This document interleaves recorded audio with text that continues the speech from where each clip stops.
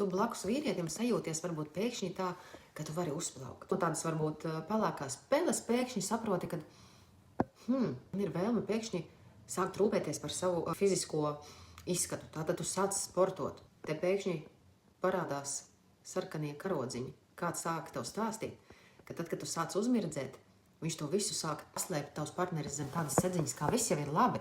Tu sāc rūpēties par sevi, un viņš to pārvērš to par priekš kam.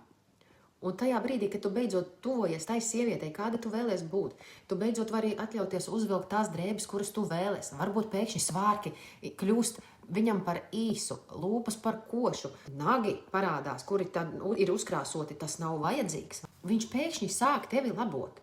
Ne jau tu pati dari kaut ko nepareizi, bet viņš vienkārši nespēja panest tavu izaugsmi. Un šis ir milzīgs sarkanais karogs, kad sievietes vienkārši paliek attiecībās. Mans jautājums ir, kāpēc tu to vispār pieņem? Tu taču neej pie friziera, kurš saka, ko tu te vispār atnāci, tev nevajag būt skaistai.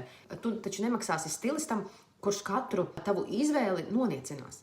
Bet attiecībās nezinu kāpēc tu pieņem kritiku no cilvēka, kurš pats sev viņš neko nedod. Viņam labi ir tā, kā ir. Viņam nevajag ne attīstību, ne drosmi kaut ko jaunu uzsākt. Viņam nevajag izaugsmi, kur nu vēl tavējo. Un tas nav viedoklis vai rūpes, ko viņš pauž, ka tā jau nevajag. Priekš kam tev vajag tagad par sevi tik ļoti rūpēties? Labs aizbildinājums ir, kad greizsirdība tev noteikti ir kāds cits, dēļ kura tu tā centies, vai ne? Viņš nesaredz sevi, kad viņam būtu milzīgs potenciāls būt šim iedvesmotājam. Tas nozīmē, ka šī viedokļa, kas it kā maskējās pat nesot par rūpēm, tās ir bailes, kas vienkārši izpaužās kontrolē. Kontrole maskējās aiz šī mehānismu. Viņš nesaka, ka tu izskaties slikti, viņš vienkārši tev pauž, nepasakot ar vārdiem, kad man ir bail, ka tu sapratīsi, ka tu vari labāk. Un šis ir tas brīdis, kurš tev noderētu pārmaiņām, jo tas vairs nav stāsts par viņu. Tas ir tas stāsts par tevi, cik lēti tu esi gatava pārdot savu pārliecību, lai kāds blakus justos droši. Un daudzas vienkārši norī šo krupi un saka, labi, mani tu pieņem tādu, kāda es esmu, laikam tā ir baigi labi. Bet patiesība ir daudz skarbāka. Sieviete, kura zina savu vērtību, viņa neklausās cilvēkā, kurš baidās no viņas potenciāla.